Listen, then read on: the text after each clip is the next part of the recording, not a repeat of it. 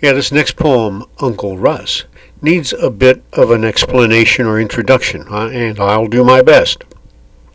The cops, including the FBI, had been after my Uncle Melf for years.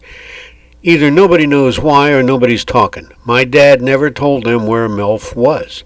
Neither did Russ.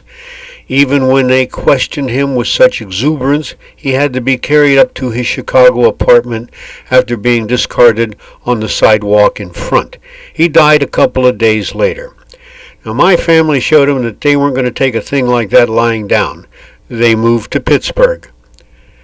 Years later, when my dad's mother died, I wasn't interested in attending the funeral because I never really knew her that well.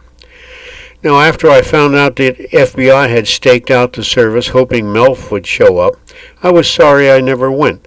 I'd never seen a G-man before. This is Uncle Russ.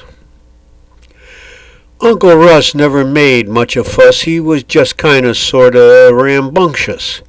The whole Wetzel bunch, when in a crunch, bent the rules without much compunction.